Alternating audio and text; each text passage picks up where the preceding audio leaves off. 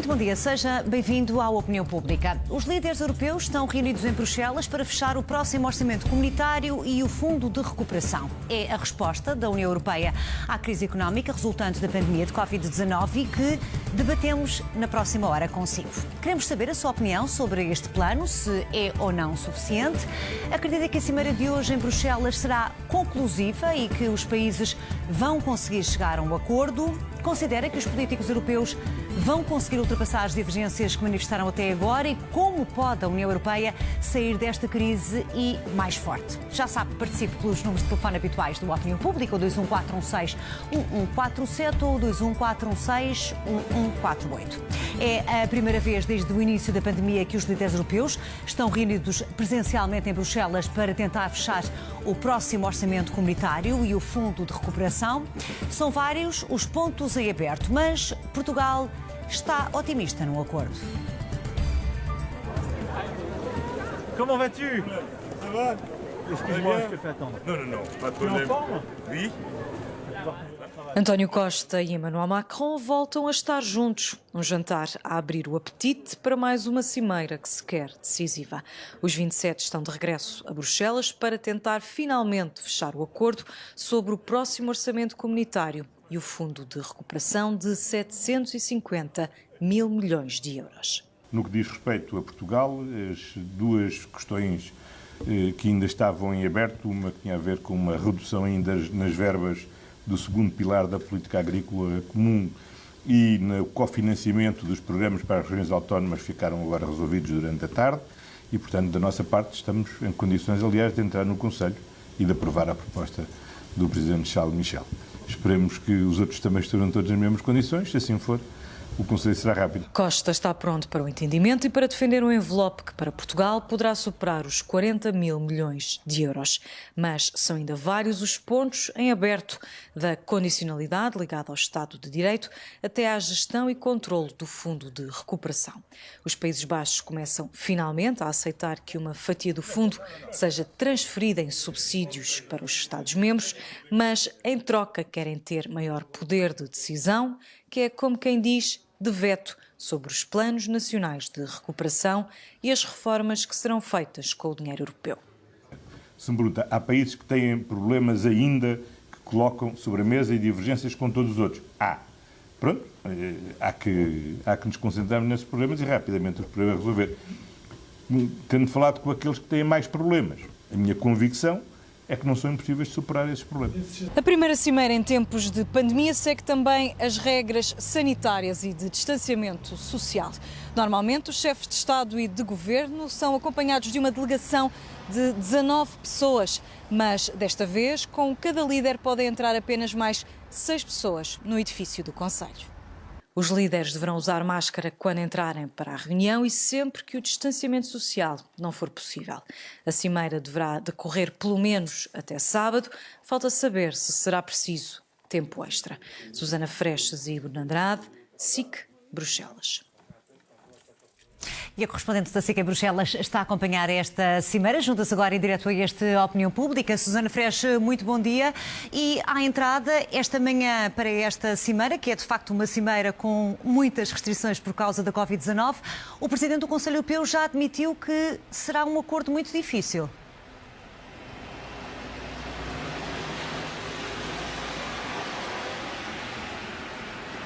Bom dia. Charles Michel o Presidente do Conselho Europeu tem noção da dificuldade da negociação que tem pela frente e não é o único. Também a chanceler alemã, à entrada para este encontro, admitiu que há ainda muitos pontos em aberto, muitas divergências entre os Estados-membros que têm de ser resolvidas. Só para dar um exemplo, a questão da dimensão do fundo, os 750 mil milhões de euros, não está fechada. Também não estão fechados os 500 mil milhões de euros a fundo perdido, que estão também dentro deste fundo de recuperação. Este equilíbrio entre qual deve ser o montante em subsídios e em empréstimos não está fechada. São apenas algumas das questões, há outras, mas tendo em conta tudo aquilo que ainda é preciso resolver, é cedo para dizer se no final destes dois dias de cimeira haverá ou não um entendimento. Angela Merkel, a chanceler, sabemos que quer muito fechar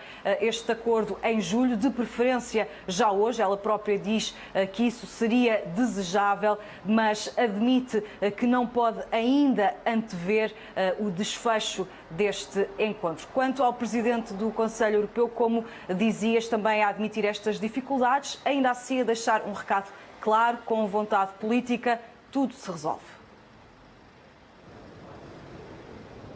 Today it's a very difficult negotiation. It will be the first physical summit since the beginning of the crisis. We have worked very hard in order to prepare this summit. I know that it will be very difficult because it's not only about money. It's about people, about European future, about our unity. And even if it's difficult, I am convinced that with political courage, it's possible to reach an agreement.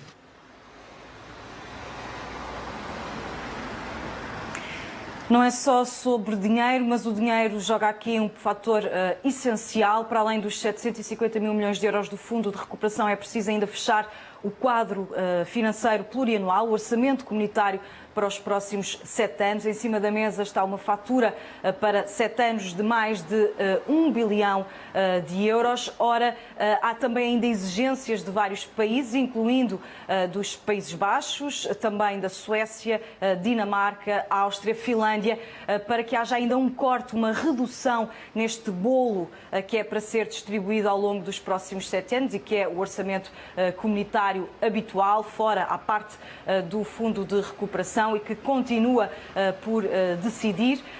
À entrada para este encontro, também o primeiro-ministro holandês, Mark Rutte, de certa forma a dizer que não vai ser fácil, porque, segundo ele, são menos de 50% as probabilidades de que fique fechado já hoje este acordo. Hoje ou sábado.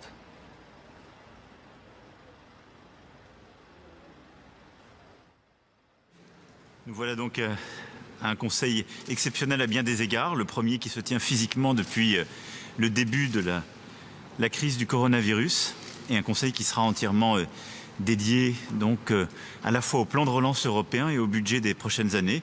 C'est un moment de vérité et d'ambition pour l'Europe. Je suis confiant, mais prudent. Je porterai le maximum d'ambition et avec la chancelière Merkel, aux côtés l'un et l'autre du président Michel, nous ferons tout pour qu'un accord soit trouvé.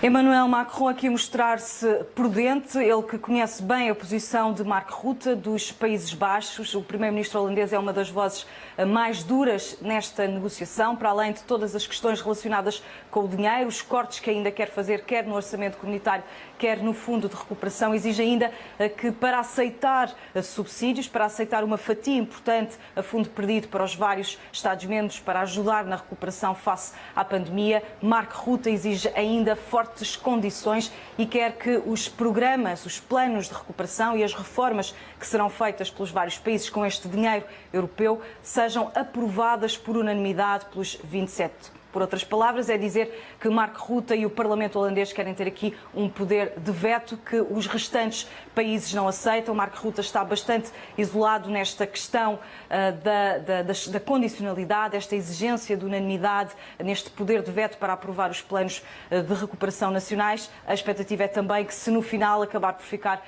isolado, também ceda e acabe por aceitar que esta aprovação seja feita não por unanimidade, mas por maioria qualificada. Mark Rutte, que apesar de se mostrar bastante cético à entrada para este Conselho, esta cimeira, este Conselho Europeu, trouxe também, diz a imprensa holandesa, um presente para Angela Merkel e outro para António Costa, porque quer a chanceler alemã, quer o primeiro-ministro português fazem hoje anos, para já são presentes, não é ainda o acordo que seria seguramente a grande intenção de António Costa, ou o melhor presente que gostaria de receber neste dia. Ele que já disse que a proposta que está em cima da mesa é aceitável para Portugal. Nós temos uma excelente proposta da Comissão. O Presidente do Conselho fez um grande trabalho para acomodar as diferentes críticas dos diferentes Estados-membros. Agora cabe ao Conselho não adiar, não perder tempo e tomar as decisões que rapidamente são necessárias para responder àquilo que é a urgência para a economia, para o emprego, para a recuperação económica da Europa.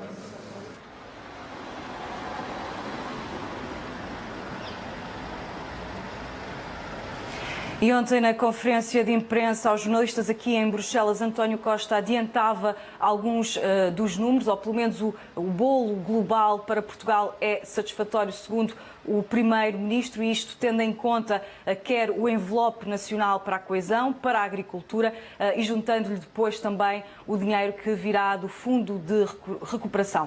Tudo junto, o montante para Portugal poderá ultrapassar os 40 mil milhões de euros. É o valor que não está totalmente fechado, porque também dependerá daquilo que for a negociação final neste Conselho e também da distribuição que ainda está a mexer dos vários montantes do próprio Fundo de Recuperação. Se olhássemos, por exemplo, e só para o quadro financeiro plurianual, os montantes sozinhos da coesão e da agricultura se parecem e surgem, segundo as nossas contas, mais pequenos do que o do atual quadro comunitário, ou seja, haveria um corte, mas nas contas do Governo, juntando-lhe também o dinheiro que virá através do Fundo de Recuperação, permite compensar, e nas palavras de António Costa este valor é satisfatório e permite manter o atual nível de financiamento até, enfim, do último quadro comunitário, que termina precisamente no final deste ano, em dezembro de 2020, e daí a pressão forte para que toda esta questão seja resolvida, porque em janeiro é preciso haver já novo quadro comunitário e também será nessa altura que deverá começar a circular, ou que deverá pelo menos entrar em vigor também este Fundo de Recuperação. Segundo a Comissão Europeia, a Presidente Ursula von der Leyen, todas as peças estão em cima da mesa. Agora é uma questão de os líderes decidirem. We are at the beginning of the summit now, and the stakes couldn't be higher. All the necessary pieces are on the table, and a solution is possible. And the solution, that is what our people in Europe expect from us, because it's their jobs that are at stake. And the risk of the virus still persists, and the whole world is watching us, whether Europe is able to stand up united and to overcome this corona-related crisis strongly.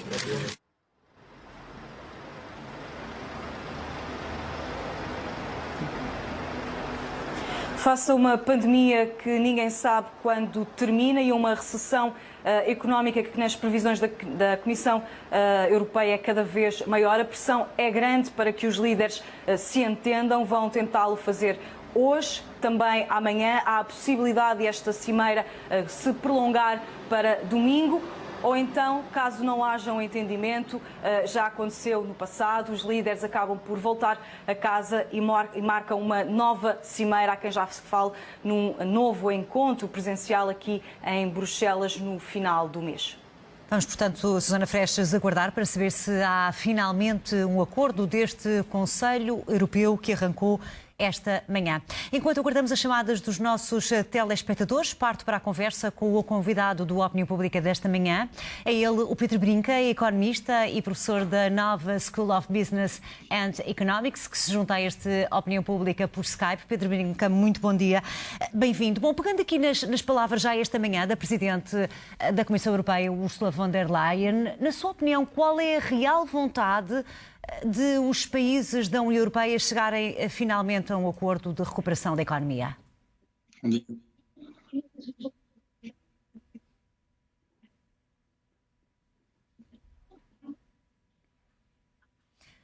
Pedro Brinca, não sei se consegue ouvir-me. Eu acho que a vontade é muita, não é? Por um lado, nós vemos que no último Conselho Europeu, em abril, não se fez qualquer tipo de progresso nesta matéria, no Fundo de Recuperação, e os mercados penalizaram de forma forte. Sim, está aqui um desfazamento do som de cerca de 10, 15 segundos, que eu já tinha tentado avisar, mas eu agora estou a ouvi-la.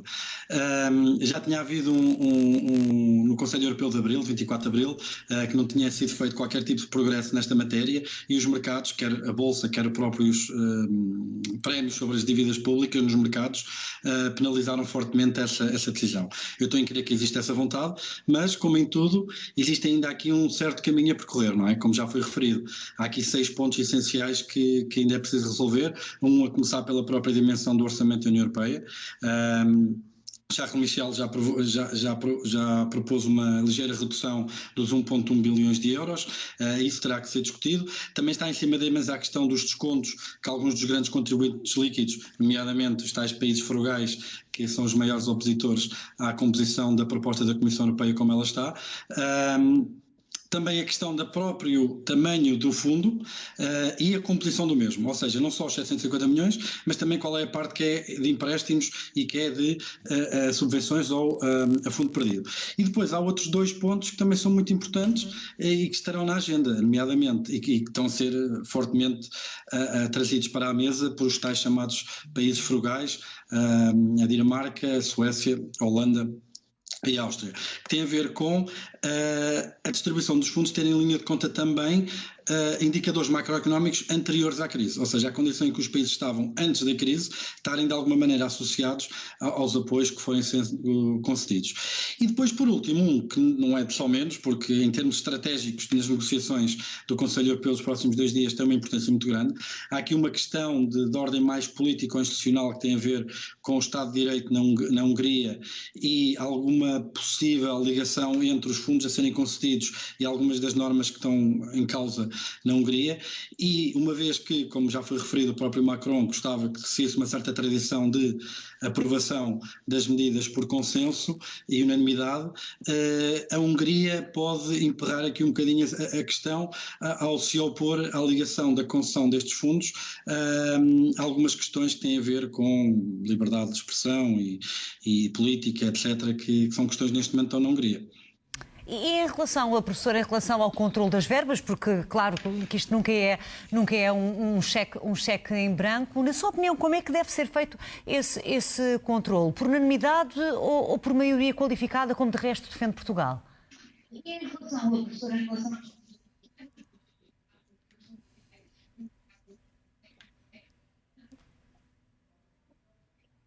E são de facto 10, 15 segundos aqui de algum atraso. Vamos ouvir agora o professor.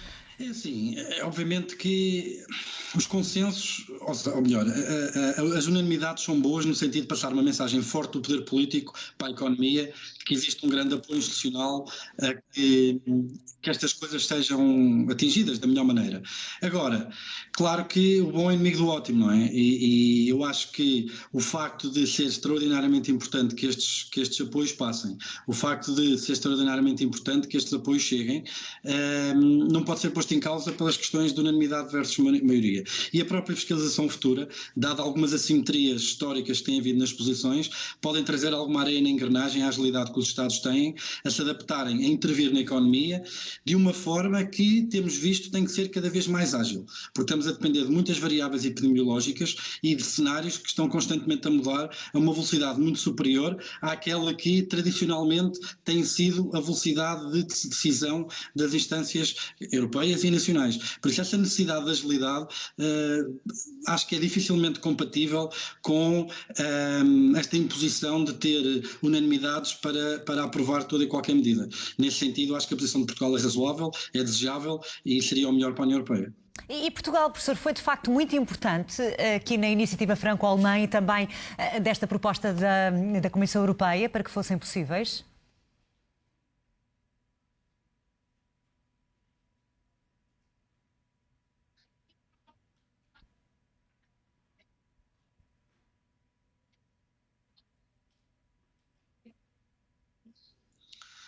Eu acho que o facto de a posição de Portugal estar associada à posição franco-alemã dá-nos um grande nível de otimismo e acho que aliás, que foi próprio expresso por ter sido a proposta da Comissão Europeia, ou seja, isto já mostra que existe um certo momento, uma certa força por trás de toda esta proposta.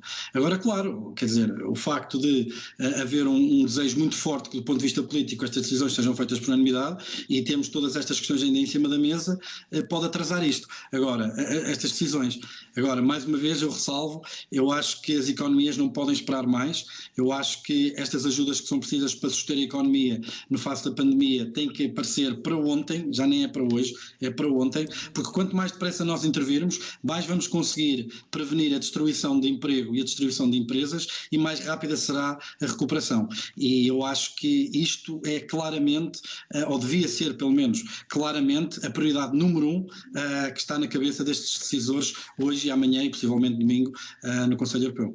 E há de facto urgência para se chegar a um acordo. Professor, vamos já voltar à conversa e tentar aqui reduzir este tempo de distância da forma como nos ouvimos via Skype. Para já vamos ao encontro dos primeiros telespectadores a participarem nesta opinião pública. É o caso de um consultor que nos vê da cidade do Porto. Carlos Lopes, bom dia. É a sua opinião. Muito bom dia. Permita-me cumprimentá-la a si, aos seus convidados via Skype e também os telespectadores da Ciclo de Notícias e da Opinião Pública.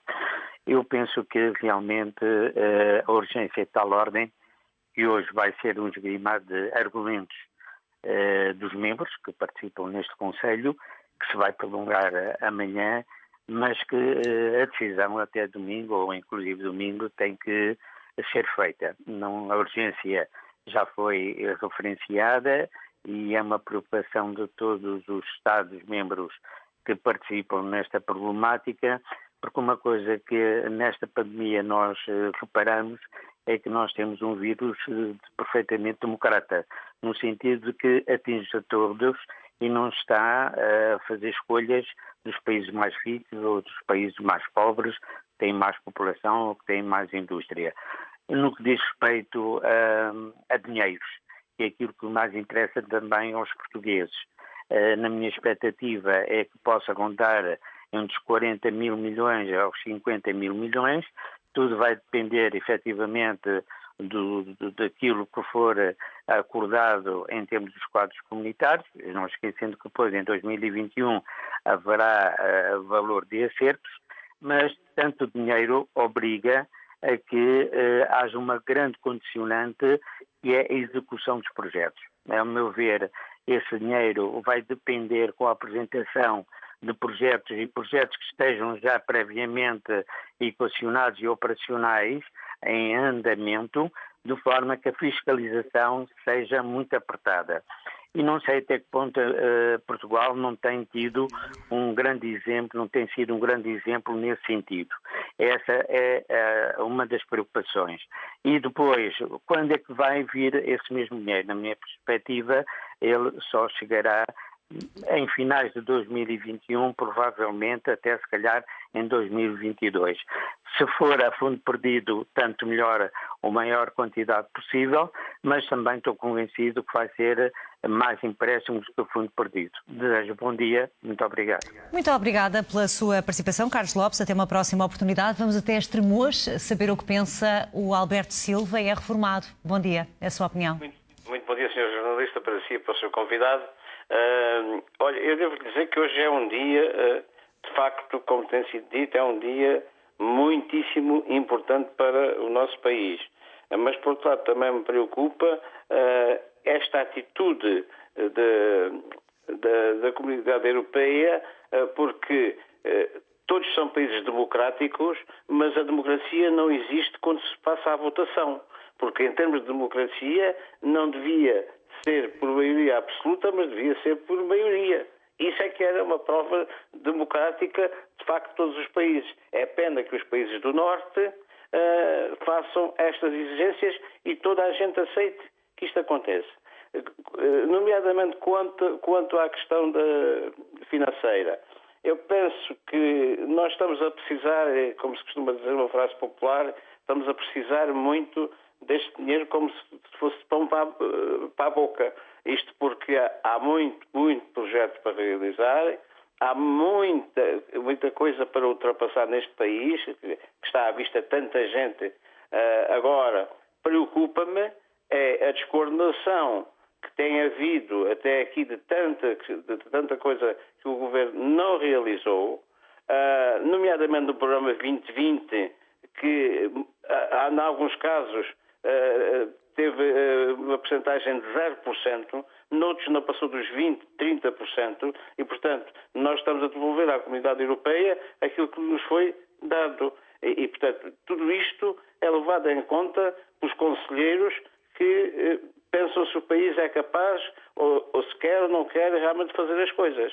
Agora, por outro lado, faço votos muito, muito grandes para que isto de facto seja aprovado, mas simultaneamente os portugueses têm que ficar desde já atentos a uma coisa que certamente vai acontecer, já aconteceria independentemente deste empréstimo, do empréstimo e do fundo, a fundo perdido, mas que nós vamos ter que pagar essa fatura, vamos ter que pagar mais impostos, vamos ter que ter vencimentos mais baixos, a Comissão Europeia vai exigir cada vez mais que isso aconteça e, mesmo que não aconteça, o próprio governo português tem demonstrado claramente que, efetivamente, para cobrar impostos é uma máquina.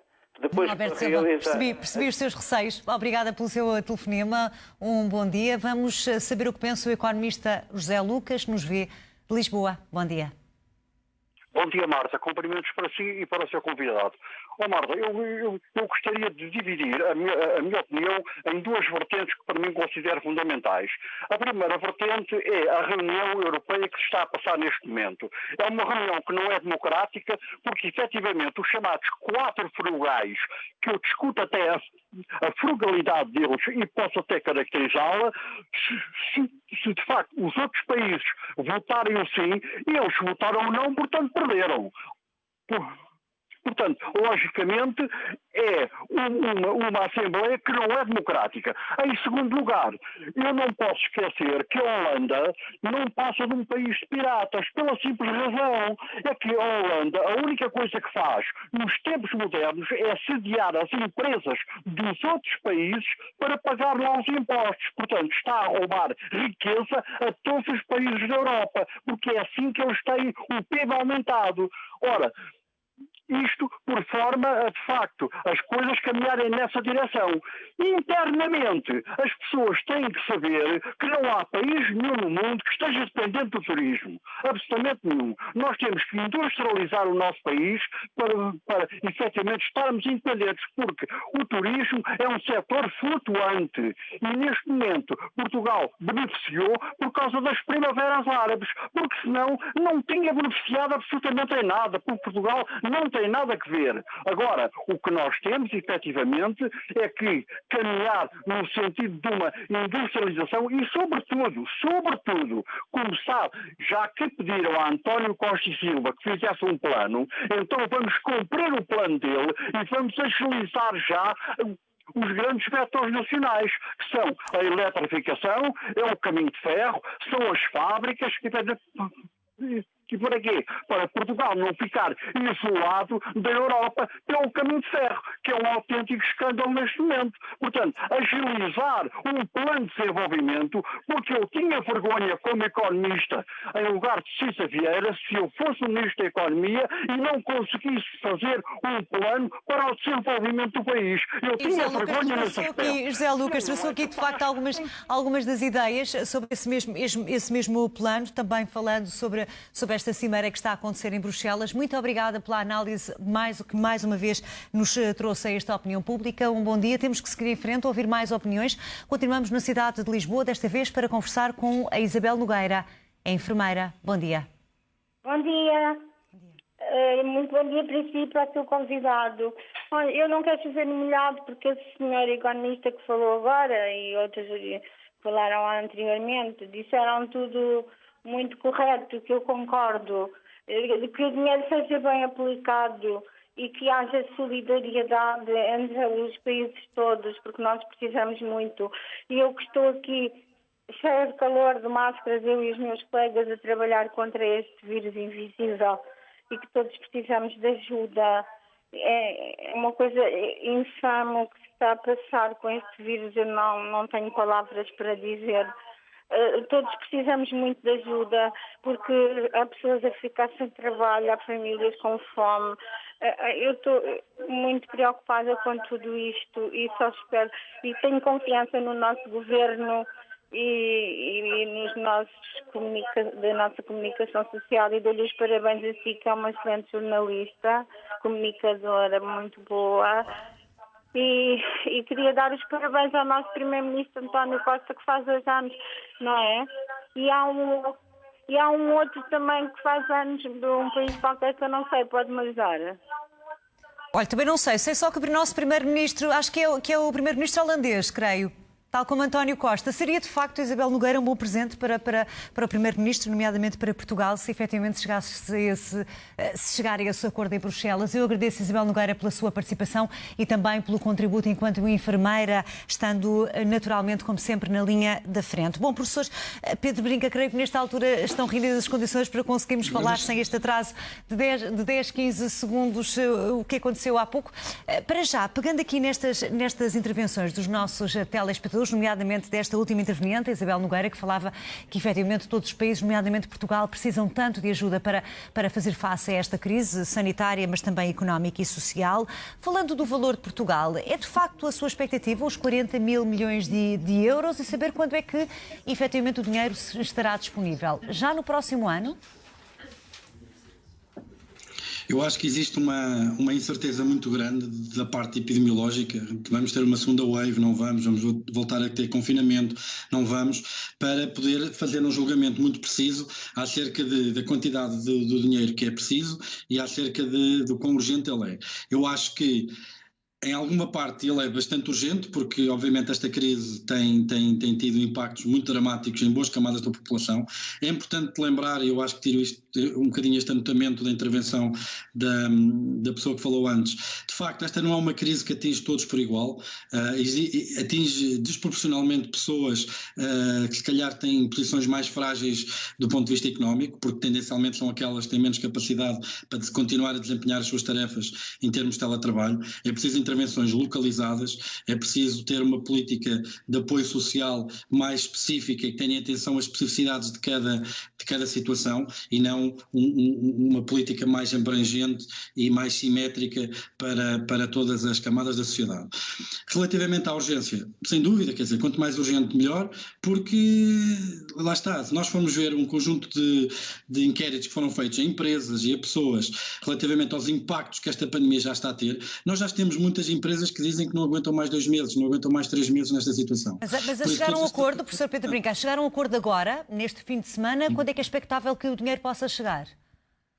Pronto, isso aí eu confesso que a minha ignorância sobre esse assunto em específico, o que eu tenho observado é que realmente os governos têm mostrado, e principalmente o português também, têm mostrado uma grande capacidade de adaptação à mudança das circunstâncias. E obviamente que se as circunstâncias exigirem que esse dinheiro chegue mais cedo, ele terá que chegar mais cedo. Isso não tenho dúvida. É de facto urgente.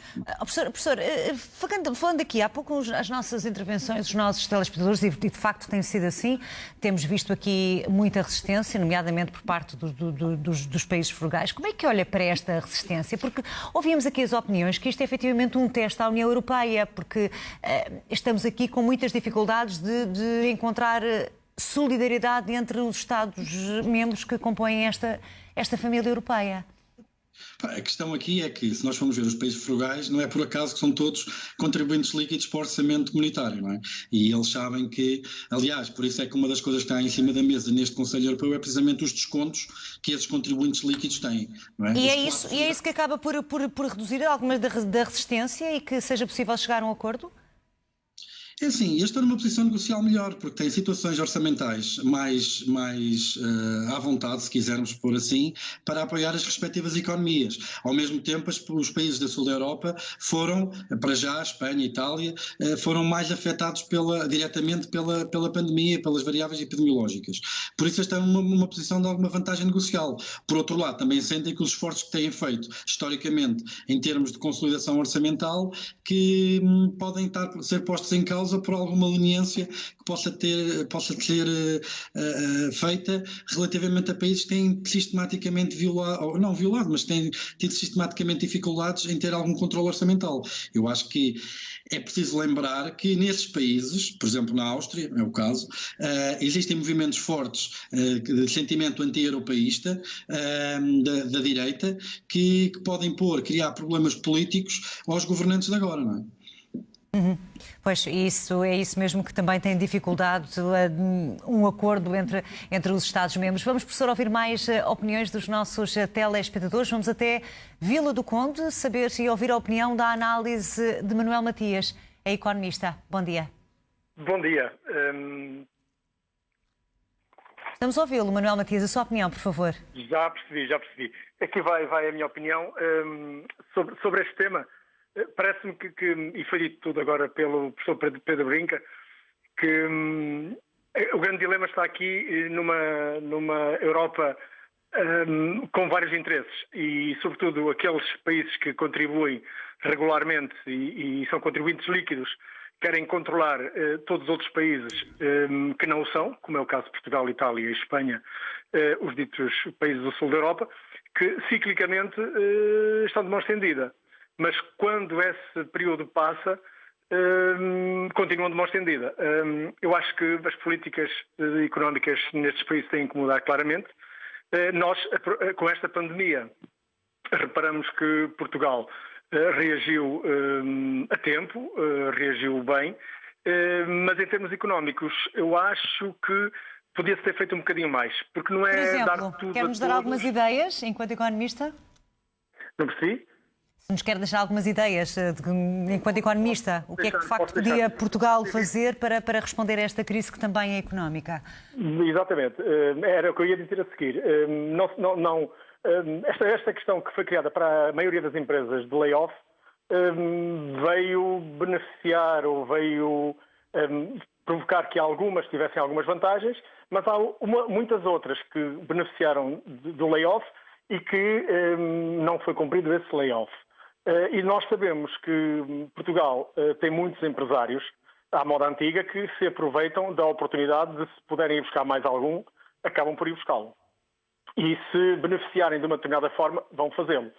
E acho que isto tem que ser muito mais setorial, muito mais olhado ao pormenor, setor a setor. E sabemos que o setor do turismo vai ter grave repercussão económica, grave crise, que vai arrastar todo o resto do país e que vai arrastar toda a Europa. E voltamos ao princípio, que é aqueles países que são contribuintes líquidos querem que os outros países, depois das crises, controlem as suas economias para terem almofadas, para terem verbas, para poder fazer face a momentos destes. Não é o que tem acontecido. Nós vivemos um período de cativações e, ao fim e ao cabo, quando agora se vê, os hospitais devem mais do que deviam antes, toda a gente deve mais do setor público ao privado a atraso dos pagamentos.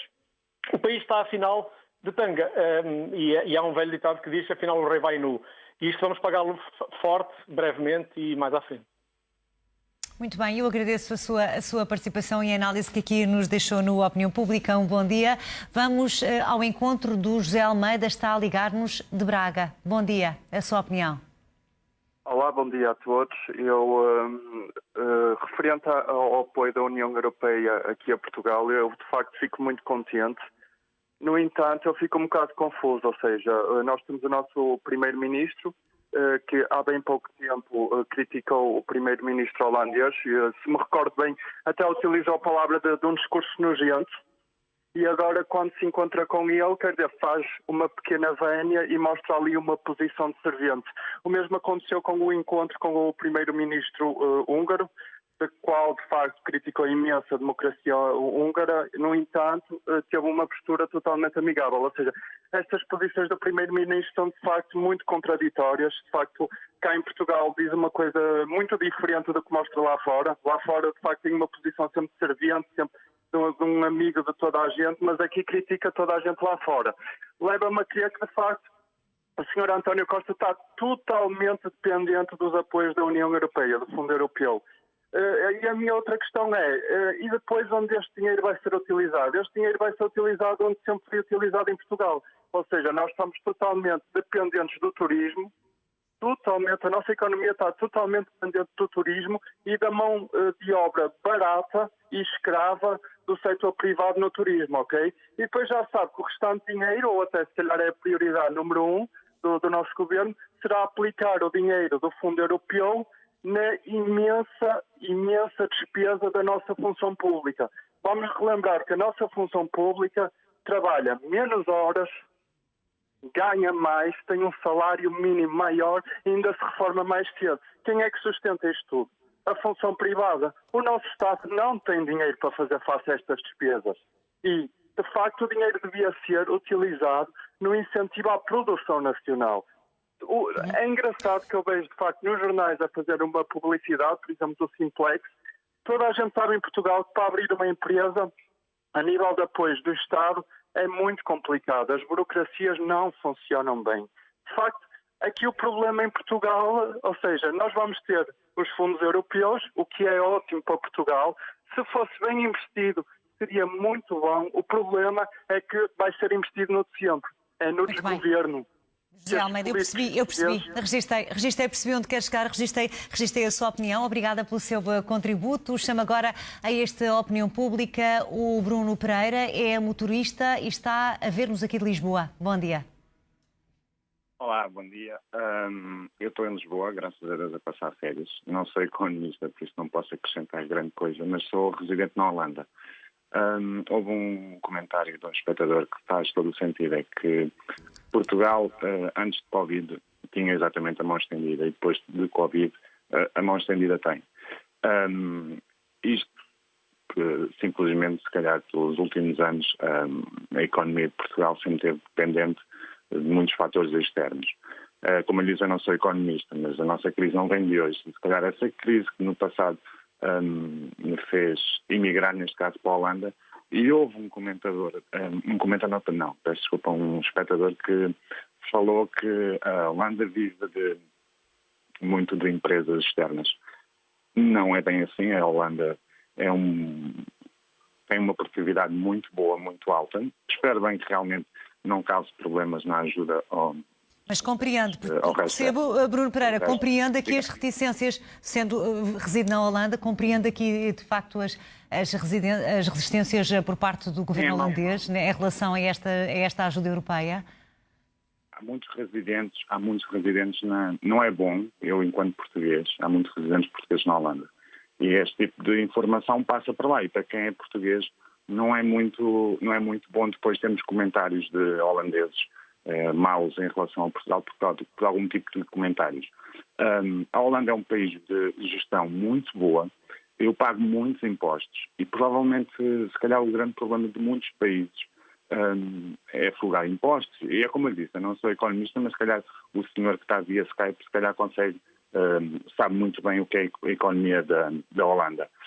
Acho muito mal o Ministro das Finanças, o que falou, o Ministro das Finanças da Holanda, o que falou em relação a Portugal ou aos países do Sul, não propriamente só de Portugal, mas eu acho que a Holanda segue muito a voz do que acontece com a chanceler alemã.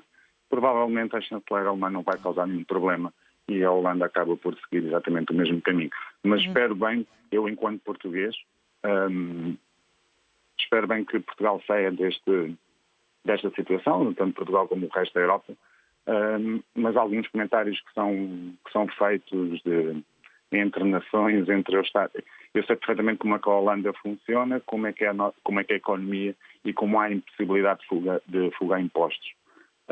É um país muito bem gerido e acho que eu espero bem que não seja o causador de não haver o final do negócio. Não haver um acordo.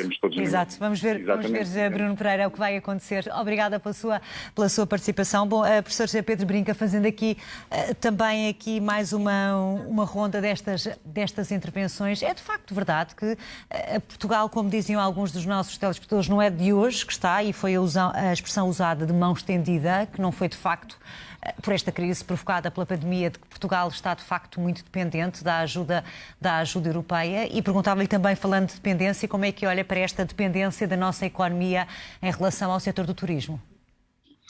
Bem, é assim, relativamente à questão da mão estendida, é bom lembrar que Portugal, desde o 25 de Abril, teve um único orçamento superavitário do Estado, não é? E se olharmos para a maior parte destes países que agora estão a tentar bloquear algumas destas situações, são países que têm precisamente a situação inversa, em que a regra é terem algum tipo de excedente orçamental e pontualmente têm algum tipo de dívida ou de déficit num determinado ano. Isso obviamente é um problema, e é um problema que até se exprime exatamente neste momento e na vantagem negocial que está aqui em causa, porque veja que uma das razões que eu acho que motiva mais a urgência de chegar a uma decisão é que, enquanto nós estamos aqui a ver se conseguimos ou não chegar a um consenso relativamente a este fundo de recuperação, os Estados com grande capacidade orçamental podem apoiar e estão a apoiar as empresas nacionais de uma forma muito mais decisiva e muito mais forte, e depois o problema já não é só a sobrevivência, o problema é o que vem depois, porque mesmo depois do Covid, esperemos que seja rápido a ultrapassar esta situação, as empresas portuguesas, as empresas alemãs, as empresas da Áustria, da Dinamarca vão competir no mercado comum, e essas empresas que tiveram bastantes apoios de uma forma mais determinada dos respectivos governos vão ter condições de competitividade muito superiores por mais baixos custos de capital ou de mais rápido acesso a esse mesmo capital, e essa questão é importante, e essa falta de capacidade de disciplina orçamental que Portugal historicamente tem revelado revela-se extraordinariamente problemática precisamente em tempos de crise, que é quando nós precisamos de a usar. Por isso, mas precisamente para esta questão, para criar aqui alguma justiça, parece-lhe que os países que de facto mais contribuem e que têm de facto as situações orçamentais mais equilibradas devem, por exemplo, ter poder de veto em relação aos planos nacionais, ou seja, aos planos de cada país que compõem a União Europeia? Eu acho que é sempre complicado não dar a possibilidade a quem paga de dizer como é que o dinheiro que contribui seja gasto, não é? E como é que nós já percebemos que em Portugal como é que vai ser? Onde é que esse dinheiro, não sabemos ainda se são os 40 mil milhões de euros, onde é que de facto vai ser aplicado, onde é que deve ser investido? Diga. Em relação à forma como é que o dinheiro, nomeadamente em Portugal, este dinheiro que vai chegar do Fundo de Recuperação Europeia, onde é que deve de facto ser investido? Eu acho que o onde não é tão determinante. Eu acho que o que é mais determinante são as condições, são o gasto desse dinheiro estar condicionado a um conjunto de regras de disciplina, por exemplo, orçamental. Pode ser isso que está em causa. Eu acho que é mais por aí, não tanto se eles devem gastar o dinheiro a apoiar o setor A, o setor B, ou a investir na saúde, ou a investir no turismo, ou apoiar lá está, a maneira discursionária como esse dinheiro é gasto. Agora, isto reflete um problema de fundo da União Europeia. Veja, por exemplo, estamos aqui a discutir a questão do orçamento da União Europeia para 21-27, dos tais 1,1 bilhões.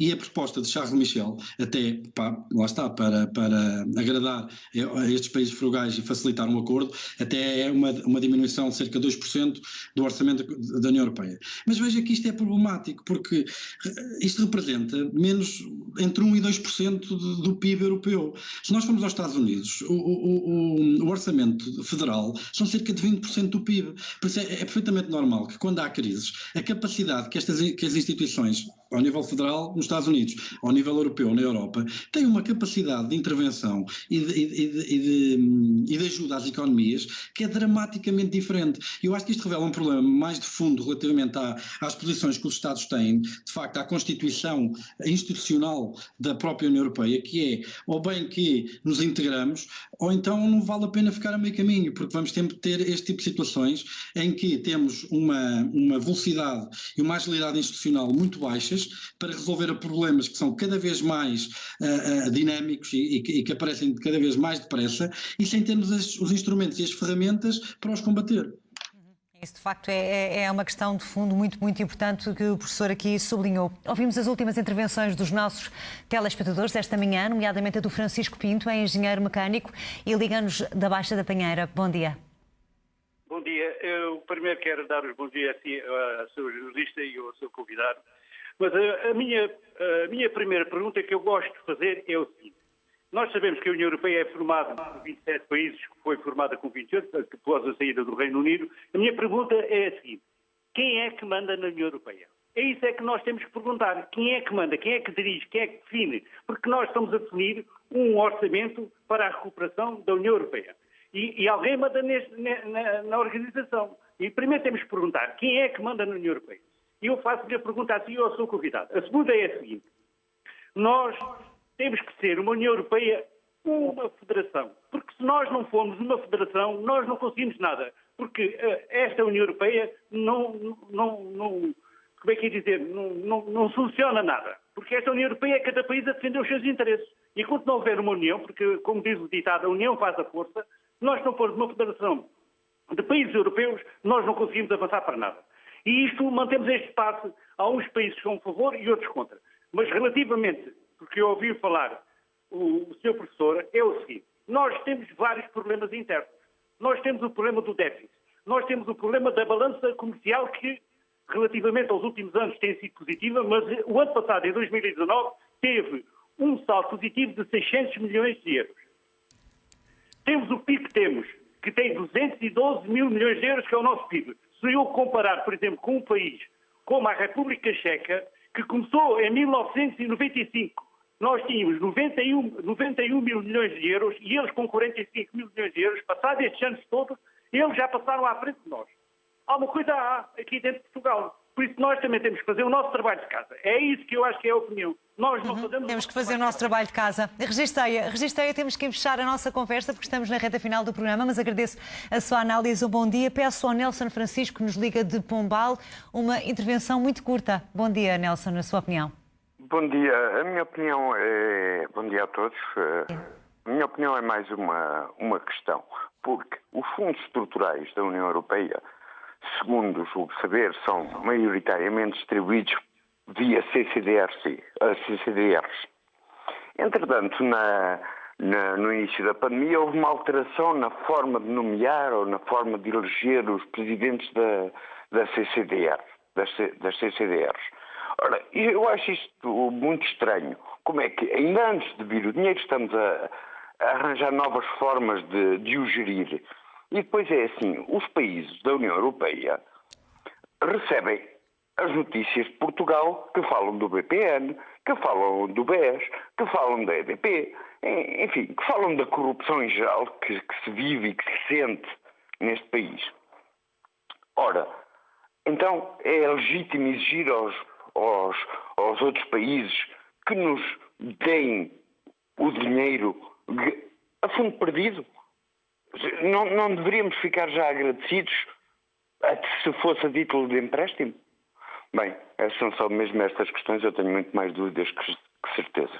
Obrigada, Nelson Francisco, pela sua compreensão, porque de facto estamos na reta final do nosso programa e a concluir, professor Pedro Brincado, de facto, a questão que se coloca é se há de facto verdadeira vontade política para se ultrapassar estas diferenças que existem entre os Estados que compõem esta família europeia e para se chegar a um acordo. E se não existir o acordo este fim de semana, o que é que se segue?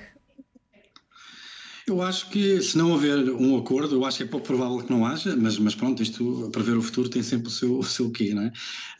Porque, de facto, a última vez que o Conselho Europeu reuniu, em 24 de Abril, o não avanço das negociações relativamente a este fundo de apoio teve impactos no mercado que já foram substanciais, em termos da queda das bolsas, quer em termos de prémios sobre as dívidas dos países, principalmente do Sul, Portugal, Espanha e Itália. Eu acho que o não encontrar um acordo este fim de semana seria muito mais dramático. Eu acho que as posições não estarão assim tão extremadas em alguns aspectos. Se calhar é provável que Macron não consiga a unanimidade que quer. Realmente a tradição do Conselho Europeu decidir as coisas por unanimidade, o que em si também é preciso ver que é um processo um bocadinho pouco democrático, se pensarmos que cada governante tem um voto e obviamente os países representam diferentes quantidades de pessoas, não é? É preciso ver de facto que existe aqui algum progresso institucional a fazer dentro dessas instituições. Não obstante, eu estou em crer que a urgência e a necessidade e as condições em que muito tecido empresarial já se encontra e muitas pessoas se encontram vai motivar a urgência e o sentido de Estado vai prevalecer sobre os interesses individuais. Eu acho que vai conseguir chegar a um acordo. E pronto, eu acho que é o melhor que pode acontecer à Europa neste momento e à própria União Europeia. E de resto vamos aguardar, professor Pedro Brinca, que isso efetivamente aconteça nesta cimeira que acontece em Bruxelas desde cedo. Agradeço a sua participação, a análise nesta opinião pública, agradecendo também a todos os nossos telespectadores que contribuíram para a riqueza do nosso programa, dando, como sempre, as suas opiniões. Fechamos assim o Opinião Pública. Voltamos daqui a pouco à hora certa para atualizar a informação. É ao meio-dia. Até já.